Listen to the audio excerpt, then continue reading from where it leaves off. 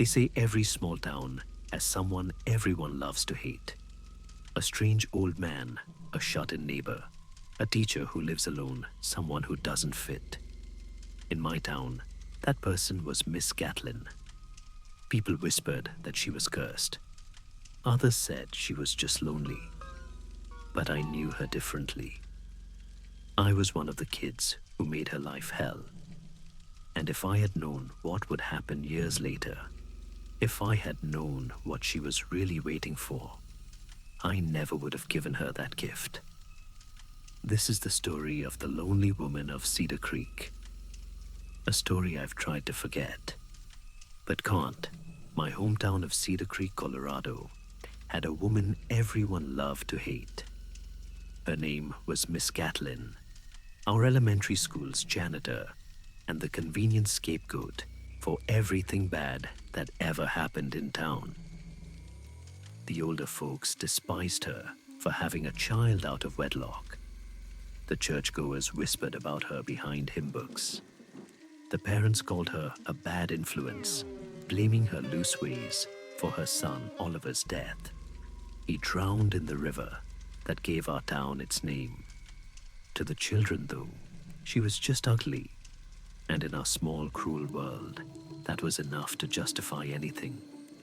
I was 10. My best friend Isaac was the ringleader of our group, a curly-haired menace with too much energy and not enough supervision. We bullied Miss Gatlin like it was a sport.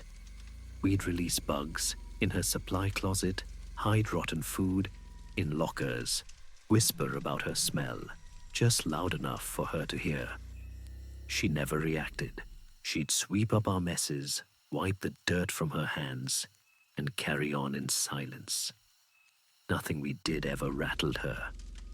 And maybe that's why we hated her more. That winter, right before Christmas break, Isaac got a spy kit for Hanukkah, one of those cheap plastic sets with fake binoculars and invisible ink pens. But inside the box was something different. A small wireless microphone and an earpiece receiver. The packaging claimed it could transmit audio up to 5 miles. We tested it all week. It actually worked, not perfectly, but good enough for 2 10-year-olds. We could eavesdrop from across the playground, or even from opposite sides of town. By the end of the week, Isaac had a new idea, something real. "We'll use it on her," he said. Who I asked, "Miss Gatlin. Let's find out what that witch does when nobody's watching." We tore the microphone out of its casing, glued it to the back of an old brooch from Isaac's sister's jewelry box, and covered it with velvet.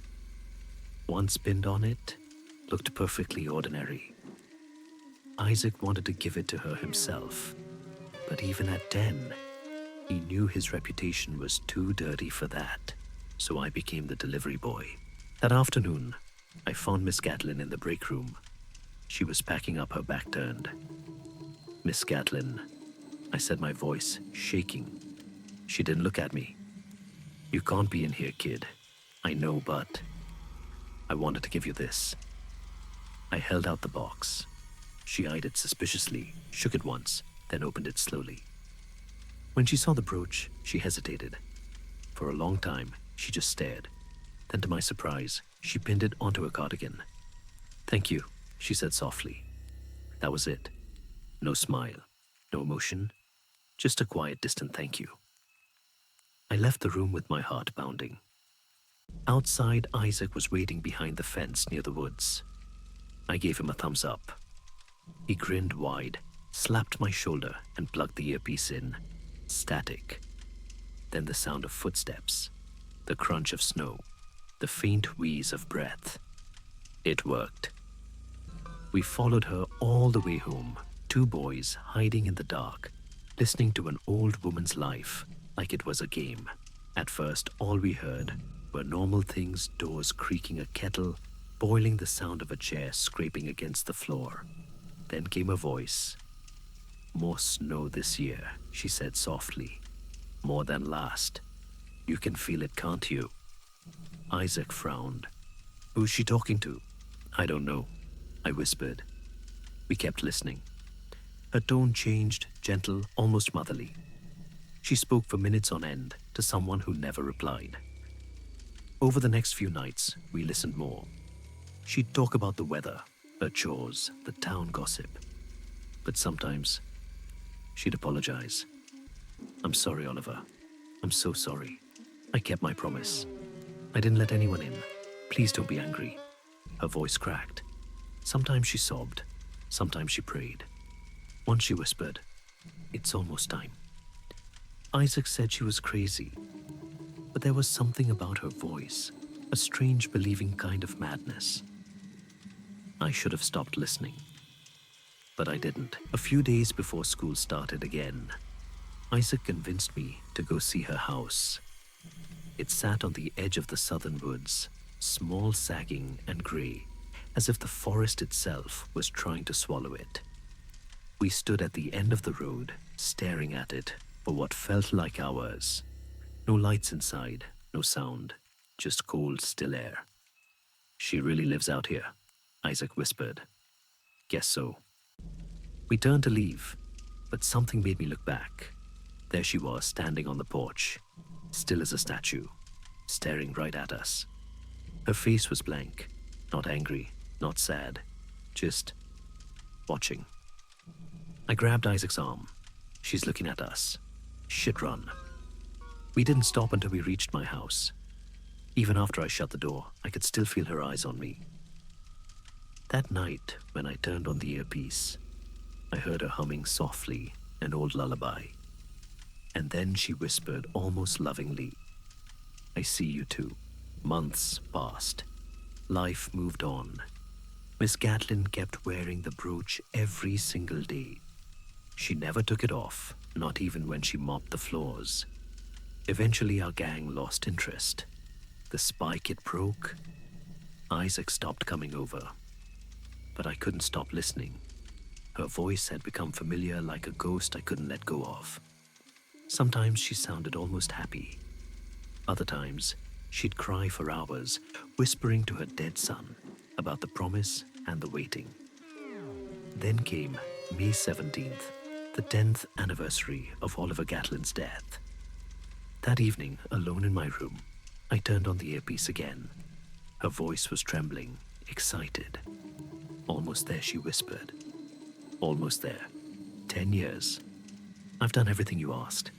It's time, my angel. Bring him back to me." I sat up. My skin went cold. Then her tone changed, confused. "What do you mean?" "No, I kept my promise. I spoke to no one. I made no friends. You can't lie to me now." Silence. And then a question that still claws at the back of my mind. "What do you mean?" I had an audience. There was a crackling sound, the rip of fabric. Then her voice grew louder, closer, until I could hear her breathing. "No, no, no." Then nothing. I don't know how long I sat there frozen before I heard it, faint but real. The sound of footsteps outside my house. At first I thought it was the wind. Then the footsteps grew faster, crunching snow, slapping against the porch. And then the knock. 3 slow, deliberate knocks on the door. I didn't move. Why, her voice muffled, raw, shaken.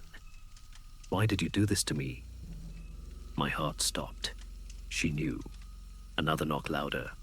Then a scream, a sound so human, it didn't sound real. A mother's howl. The window rattled, the lights flickered, and through the glass I saw her. Miss Gatlin, in her nightgown, her face pale and wet, her hand bleeding, her eyes empty. She slammed a fist against the window. It shattered.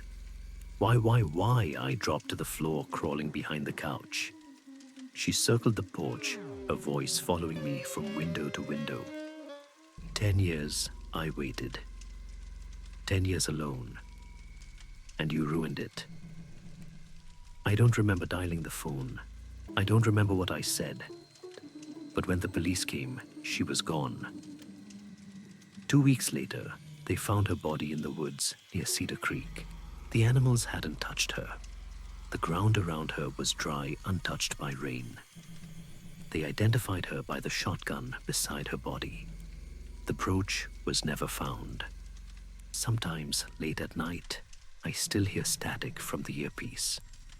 A soft, trembling voice buried beneath the noise.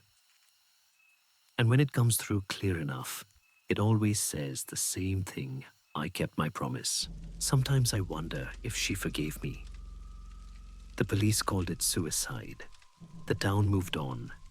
They tore down her house and built a new road through the woods. But the river still runs through Cedar Creek, the same place her son drowned. And sometimes, when the wind is right, you can hear a woman's voice over the water. I don't know if it's just in my head or if she's really out there still waiting. But every time the radio hisses or the signal crackles late at night, I hear her whisper through the static, I kept my promise. And that's when I turn the volume down and pray she never finds me again.